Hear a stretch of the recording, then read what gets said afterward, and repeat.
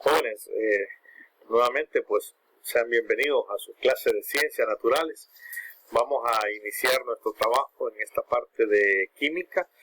Como les decía, vamos a dejar por terminada ya la parte de física, ¿verdad? Que tenía que ver hasta lo que correspondía a termodinámica. Vamos a iniciar esta parte de química que corresponde a la parte de los modelos atómicos. La unidad corresponde a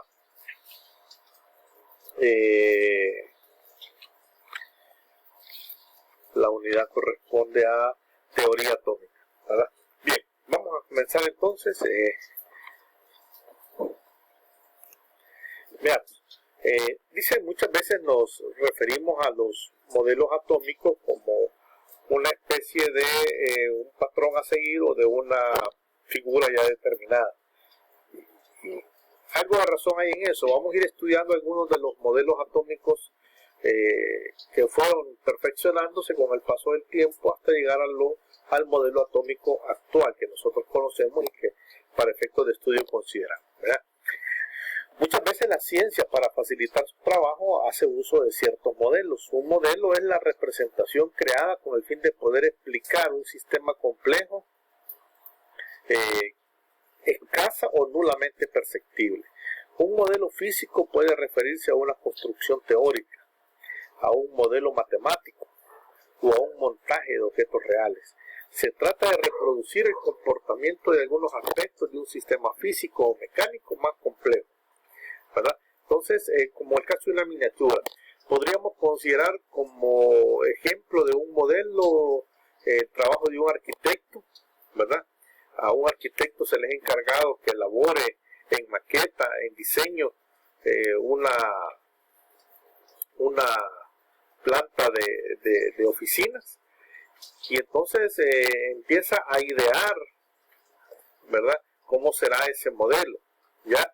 Y como aquí bien lo dice, es una construcción teórica o física en miniatura, idealizado. Mira, así se veía, y cuando uno ve el diseño de una maqueta lo ve bien ideal, ¿verdad?, con todos los componentes que cada área pueda requerir, ¿verdad? En la realidad, cuando ese proyecto ya se lleva a la escala normal, pues seguramente surgirán algunas cosas que en el modelo idealizado estaban y ahora no los vemos, ¿verdad? O viceversa. Entonces un modelo es precisamente eso, ¿verdad? Algo que nosotros tomamos como referencia. Bien, el concepto de átomo desde sus orígenes se establece como que algo que existe desde la antigua Grecia, propuesto por los filósofos griegos Demócrito, Leúsico y Epicuro. El concepto nació como una necesidad filosófica más que científica, con el fin de explicar la realidad y fundamentar la propuesta de estos pensadores, que consistía en que la materia no podía dividirse indefinidamente, por lo que debía existir una unidad o bloque indivisible e indestructible que al combinarse de diferentes formas creara los diferentes macroscópicos que nos rodean. Se me ocurre a mí pensar quizás que a manera de ejemplo pudieron haber tomado, digamos, un clavo, un trozo de madera, y lo iban quebrando, y lo iban quebrando, y lo iban quebrando. Cada vez iba quedando una porción más pequeña, ¿verdad? Una porción más pequeña. Hasta que llegaron a un punto en el cual era, como utilizan la palabra aquí, indivisible. Ya no se podía quebrar más. Ya no se podía partir más. Pero seguía siendo madera. Seguía siendo un pedazo de acero o de hierro, ¿verdad? Entonces esa mínima parte, esa mínima expresión de madera o de hierro, tenía que tener una composición física y una composición química. Entonces, seguramente un ejemplo ilustrativo a este que les menciono es el que ellos hicieron, a modo de ir dándole una definición científica, aunque la mayoría de estos personajes eran filósofos, también había que darle una respuesta filosófica. Fue así como entonces se han establecido que a lo largo de la historia han existido modelos y existen 9 modelos atómicos a través de la historia, aunque entre ellos aparecen algunas modificaciones, es decir, algunos no son nuevos o creados a partir de cero, sino que retomaron el trabajo de su antecesor para crear digamos una versión mejorada, ¿verdad? Un modelo alterno que no se incluyen en este trabajo porque no fueron decisivos a la hora de contribuir. Es decir, hubieron aportes quizás de otros personajes, pero que de alguna manera llegaban al mismo punto de el modelo que se tomó como referencia, ¿verdad? Bien, entonces hablamos del modelo atómico de Dalton, el de Thomson, el de Perrin, el de Rutherford, el átomo de Bohr, Sommerfeld, el Schrödinger y el de Dirac-Jordan. Este no tiene mayores cambios, solo se agrega un cuarto parámetro denominado S, que más adelante lo vamos a ver cuando hablamos de los números cuánticos, ¿verdad? Entonces, solamente le agregó algo, ¿verdad? Como que dice, mire, descubrí que también tenía esto más, pero prácticamente estaba basado en el modelo de su antecesor. Bien. ¿En qué consistía la teoría de Dalton?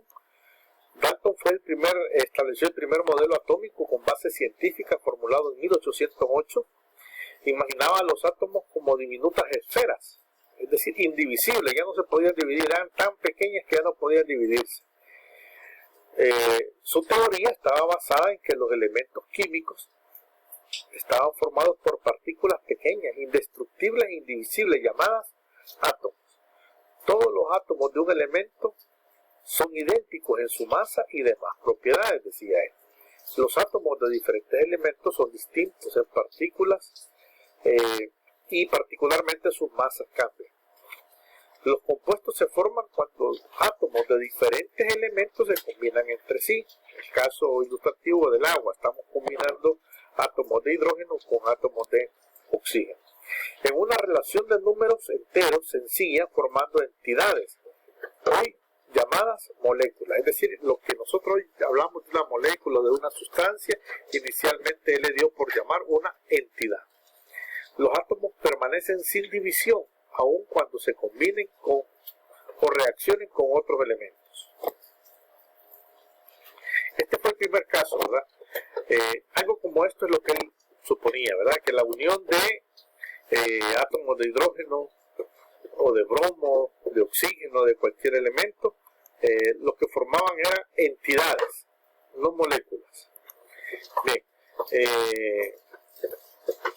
pero con el descubrimiento del electrón en 1897 por Joseph Thomson, el modelo de Dalton muestra sus primeras debilidades, ya que determinó que la materia está constituida solamente por una parte positiva y una parte negativa, ¿verdad? Para ese entonces ya se había descubierto el electrón y entonces ya habían otras variables que influían en la formación de un átomo. Luego viene el modelo de Thomson, entonces a partir de que determinó la existencia de los electrones, ¿verdad? Y este propuso de que el átomo tenía una composición de dos partes, una parte negativa que era ilustrada por los electrones y inmersos en una masa de carga, como una especie de pastel. Posteriormente ya Perrin propuso modificaciones en donde las masas, que eran los electrones que estaban afuera, se situaban en la parte exterior. Entonces decía, este modelo puede explicar muy bien la formación de los iones positivos y negativos, y a partir de la formación de los iones se abrieron las puertas para el estudio y comprensión de la electrostática. La materia es neutra, por lo cual debe haber igual cantidad de carga positiva y negativa. Y los electrones pueden extraerse de los átomos, pero no así las cargas positivas. Eso nos vamos dando cuenta que en los siguientes modelos fue desechado, ¿verdad? Porque entonces si él mismo decía de que había cargas positivas y negativas, entonces prácticamente se anulaba ese primer postulado que él decía de que debe haber igual cantidad de carga positiva y negativa. Este es el modelo que él proponía, ¿verdad? Al centro había cargas positivas y alrededor cargas negativas. Y el de la derecha ya es el modelo de Perrin, en el cual sugiere que las cargas negativas son externas, ¿verdad? Eso era cierto, pero ese postulado fue a partir del modelo atómico de Thomson. Este establecía que estos quedaban suspendidos en el interior de una masa atómica. Posteriormente, Jean Perrin trabajaría sobre este modelo proponiendo que los electrones estaban en una posición externa y no se encontraban en la parte interna del átomo. Bien. Luego vamos a ver el átomo de Rutherford a partir de 1911. Este lleva a cabo un experimento en el cual establecía de que todos los átomos tienen una composición de carga positiva y negativa. Sin embargo, a diferencia del modelo anterior, él proponía estas dos modificaciones. Uno, que la parte positiva se concentra en el núcleo, el cual también contiene virtualmente toda la masa del átomo. Entonces podríamos decir de que la masa representaba la carga positiva. Y los electrones se ubican orbitando, ya no estaban en un punto fijo, sino que orbitaban, giraban alrededor del núcleo, ¿verdad? En órbitas circulares o elípticas, con un espacio vacío entre ellos. Algo muy similar a la representación gráfica de nuestro sistema solar. El de Rutherford expresaba algo como esto, ¿verdad? En la figura de la izquierda nosotros vemos ese círculo negro, ahí estaban los protones, y alrededor había toda una serie de figuras elípticas en las cuales circulaban los electrones, haciendo muy similar la ilustración que corresponde al sistema solar, ¿verdad? En el núcleo había carga positiva que además contiene neutrones que no tienen carga y estaba rodeada de electrones. Rutherford predijo la existencia del neutrón en el año de 1920. Por esta razón, en el modelo anterior no se habla de este. Bien. Avanzando, vamos a ver ahora el caso del modelo de Bohr. Considera los trabajos precedentes de Max Planck y Albert Einstein respecto a la cuantización de la energía. Entonces ya Bohr le agregó a los modelos anteriores el hecho de que había presencia de energía.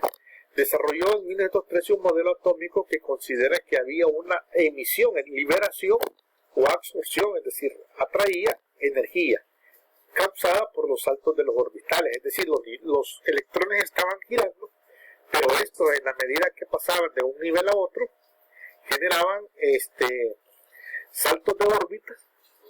Los electrones en algún momento se acercaban más al núcleo, a veces se alejaban más, por lo cual el átomo era un pequeño sistema solar con un núcleo en el centro y los electrones moviéndose alrededor del núcleo en órbitas bien definidas. Los postulados más importantes de Bohr fueron: cada órbita tiene una energía asociada.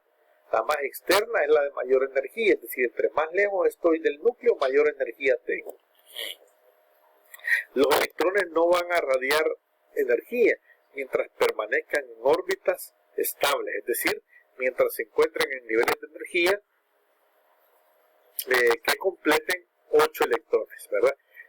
Más adelante vamos a ver una teoría conocida como la teoría del octete, en el cual decía que en cada nivel de energía solamente pueden haber 8 electrones orbitando. Los electrones pueden saltar de una órbita a otra. Si lo hacen desde una menor a una mayor, absorbieron energía. Pero si pasa de una mayor a una menor, pierde energía, ¿ya? Entonces, se es muy cuidadoso en el sentido de buscar una combinación de elementos que no permitan el paso de energía a niveles superiores. Bien, algo como esto es lo que él pasaba, ¿verdad? Estos electrones pasan del nivel 3 al nivel 2. Luego viene el modelo de Schrödinger, que ahí están sus características, y luego hago aquí una representación de todos los modelos que hemos visto, ¿verdad? Con sus años, una línea de tiempo que nos va ilustrando cada uno de estos modelos atómicos.